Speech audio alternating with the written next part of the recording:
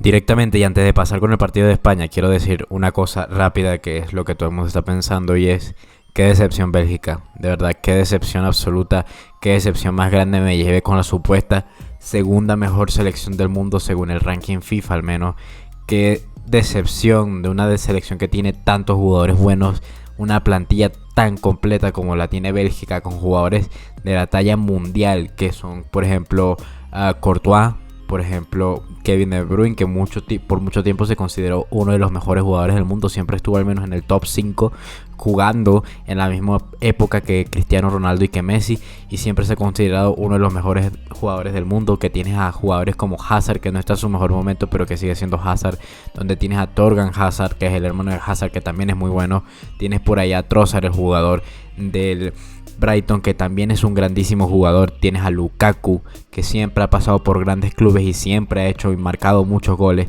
Y tienes un entrenador que en principio era bueno como Roberto Martínez, que hoy precisamente dimitió a su cargo de como seleccionador belga después de esta evidente debacle.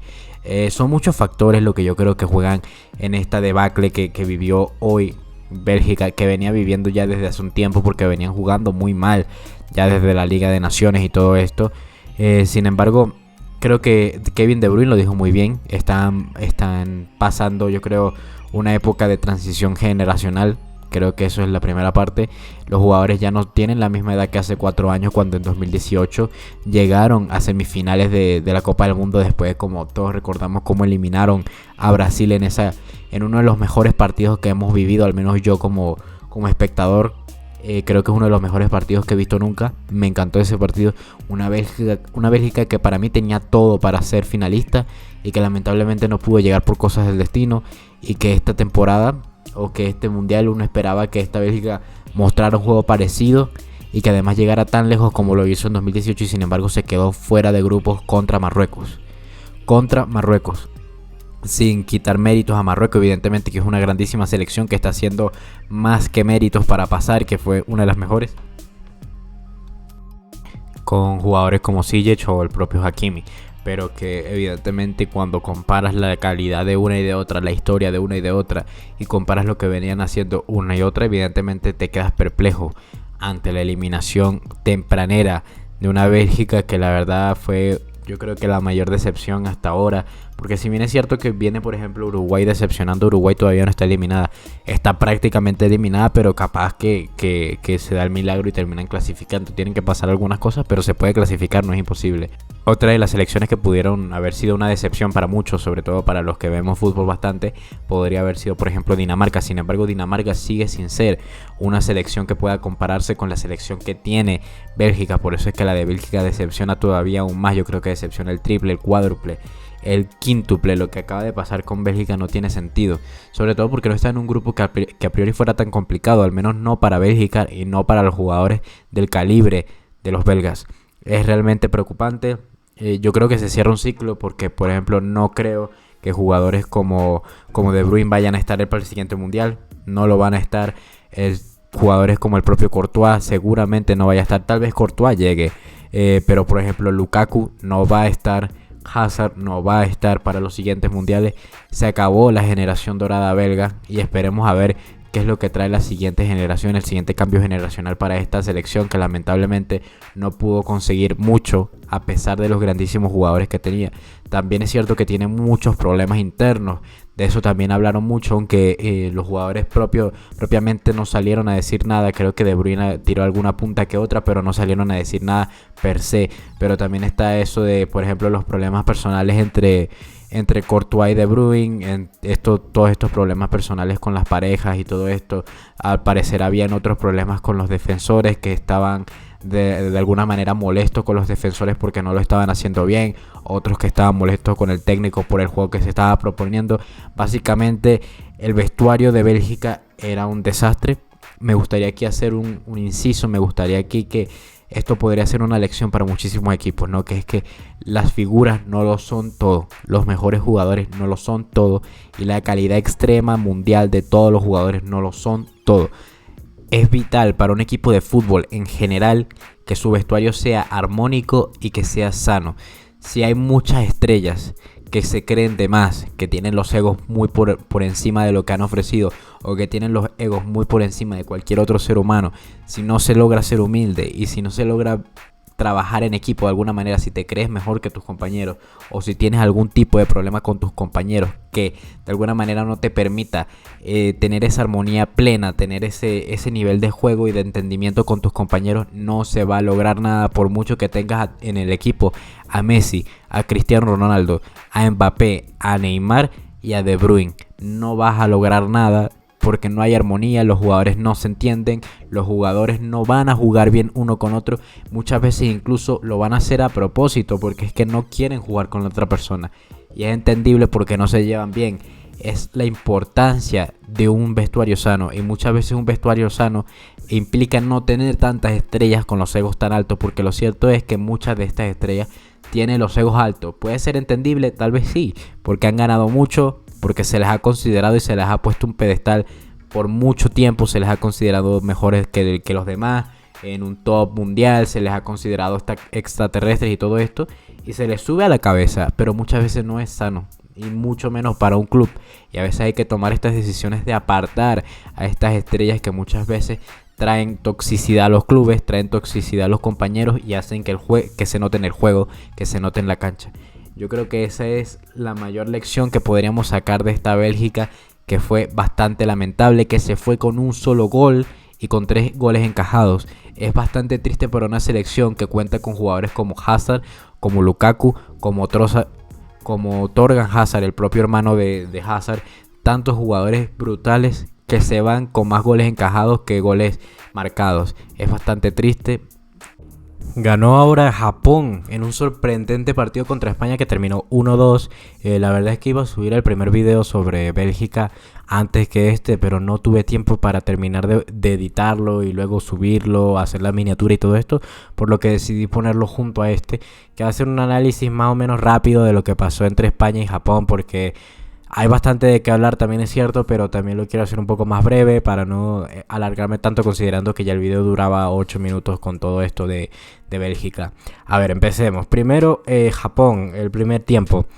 España le pasó por encima a Japón en todo sentido en el primer tiempo. O sea, Japón nunca jugó el primer tiempo y España yo creo que se conformó de más o se sintió superior de más.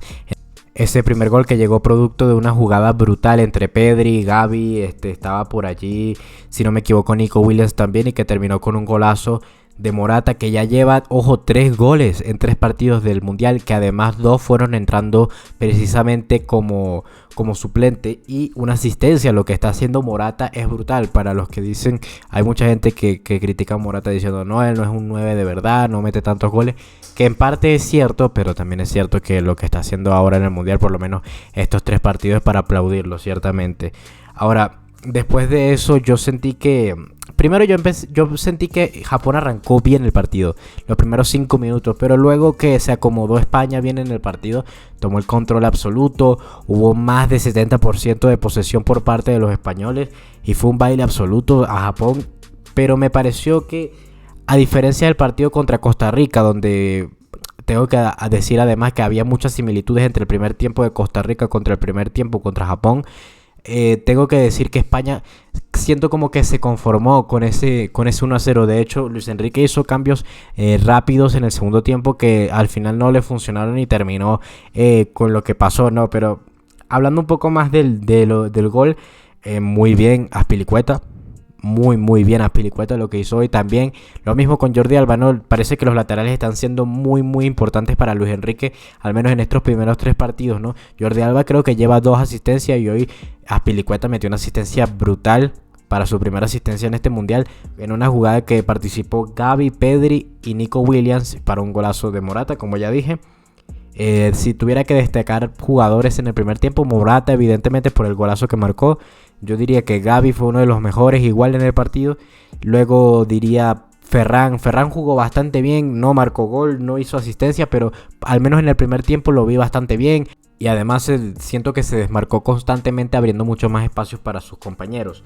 Luego de eso, me parece que España empezó a fallar un poco en la salida. Japón empezó a presionar un poco más arriba. Incluso en el primer tiempo no presionó tan arriba como en el segundo, pero empezó. Ahí ya se estaba viendo que Japón iba a salir con todo en el segundo tiempo. Unai Simón casi pierde un balón que pudo haber terminado en el 1-1 de Japón en el primer tiempo. Luego perdió también Valdé. Hoy Valdé, sobre todo en el segundo tiempo, perdió bastante compostura cuando lo empezaron a presionar arriba. Y vamos a empezar ahora con el segundo tiempo, que precisamente salió muy bien Japón y que le empató rapidísimo. Fue brutal lo rápido que salió Japón para empatar el partido justo después de que hizo los cambios el técnico japonés, que lo hizo empezando el segundo tiempo, ni siquiera había comenzado como tal. Hizo el primer cambio, creo que entró Ritsu y salió Kubo. Y luego entró Mitoma, que es otro gran jugador, otro gran extremo que tiene Japón. Entraron los dos, además entró Carvajal por el lado de España para que saliera Azpilicueta, que había hecho la asistencia. Supongo que Luis Enrique se sintió ya ganador y pensó que tal vez Carvajal de alguna manera podría ser mejor defensivamente o algo así. No le salió bien, porque creo que los primeros 3 minutos ya del partido, de hecho los primeros 2, Japón marcó un golazo.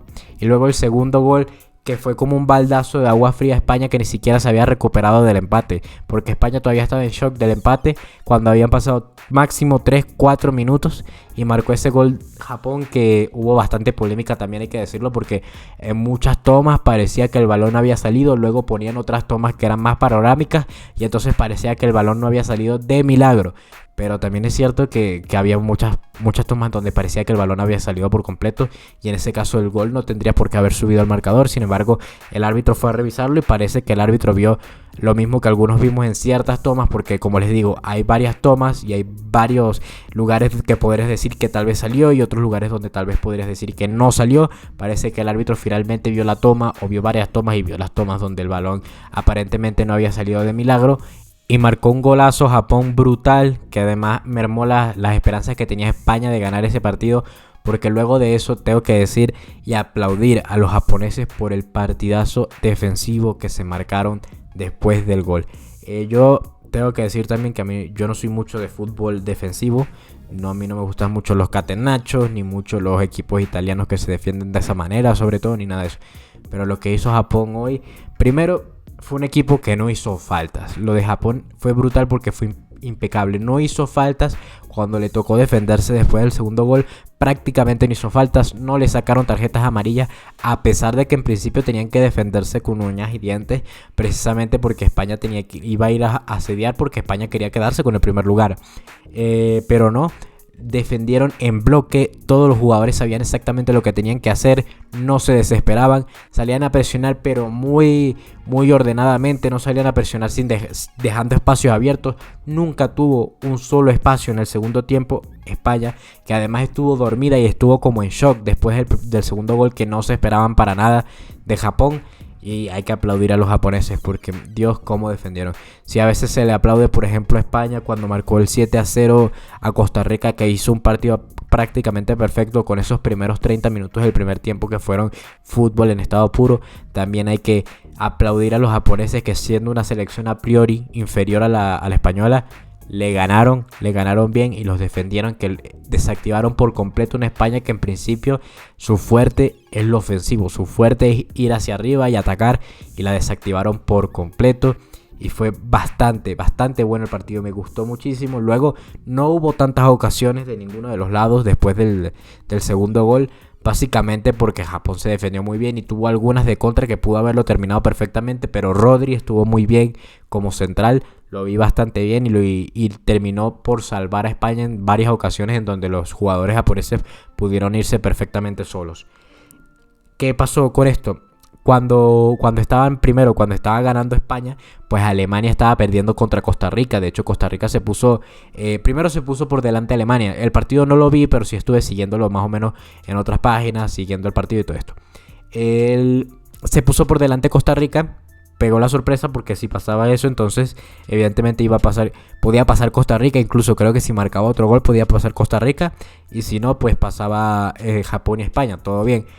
Luego lo remonta Alemania, y Alemania estaba a priori pasando porque España estaba ganando. Luego lo empata Japón, pero seguía pasando Alemania creo que era por puntos o por goles.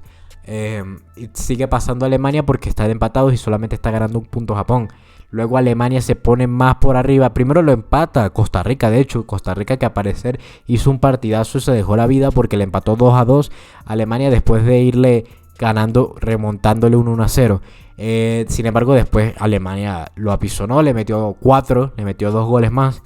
Y lamentablemente quedó eliminada la Alemania de Flick, que otra vez se queda fuera de una Copa del Mundo en la fase de grupos, porque recordemos que la última en 2018 en Rusia también se quedaron fuera en la fase de grupos, una que fue bastante lamentable. El último mundial, además de Joachim Löw, el técnico legendario, diría yo, de Alemania, y esta vez se quedan otra vez fuera con un técnico de la talla de Hansi Flick.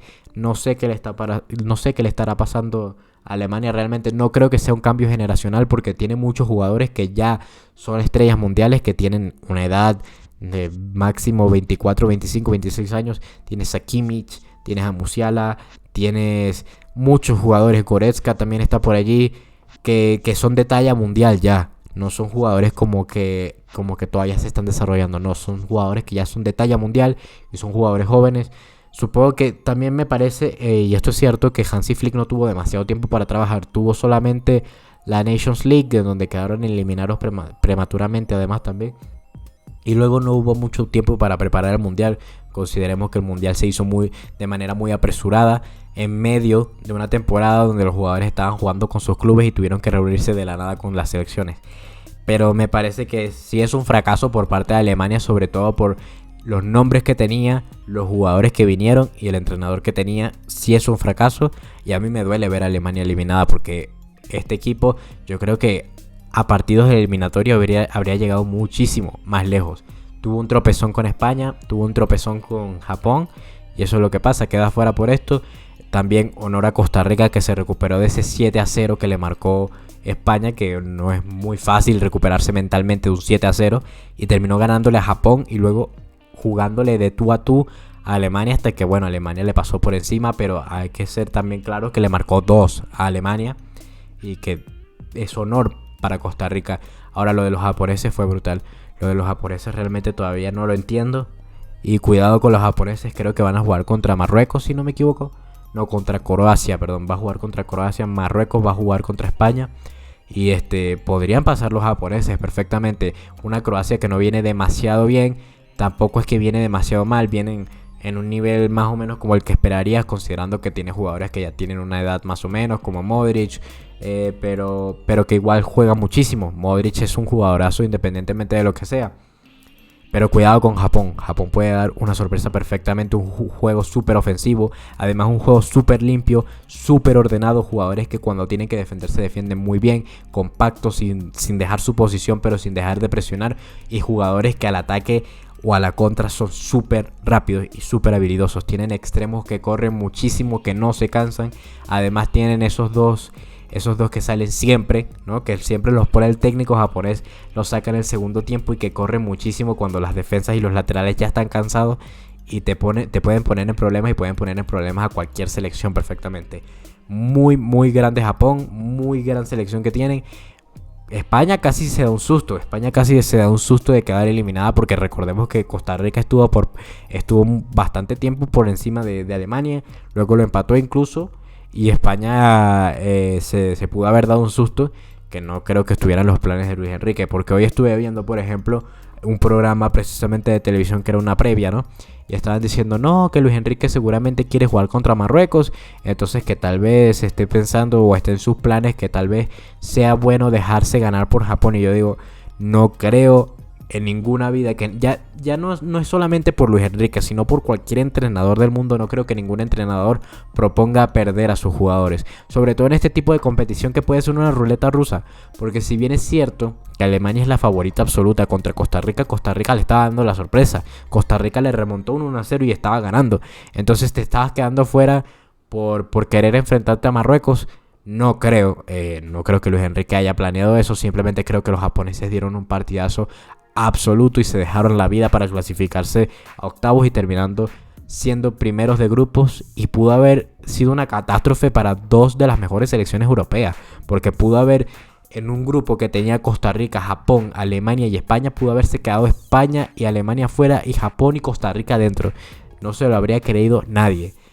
Ya de por sí es mucha sorpresa que haya quedado Alemania por fuera y que Japón quedara por dentro. Habría sido una catástrofe brutal, al menos para los europeos. Pero bueno, yo no tengo más nada que comentar. Tal vez tú sí. ¿Qué te gustó del partido? ¿Qué no te gustó? ¿Tienes algo que comentarme? Me lo pones aquí abajo. Podemos discutir de manera decente y todo esto. Si te gustó el video, por favor no olvides dejar tu like, suscribirte, compartir el video para llegar a más personas y todo esto. Mañana estaremos después con los siguientes partidos y luego con algunas previas para los octavos. Sin más nada que agregar, un saludo y hasta un próximo video.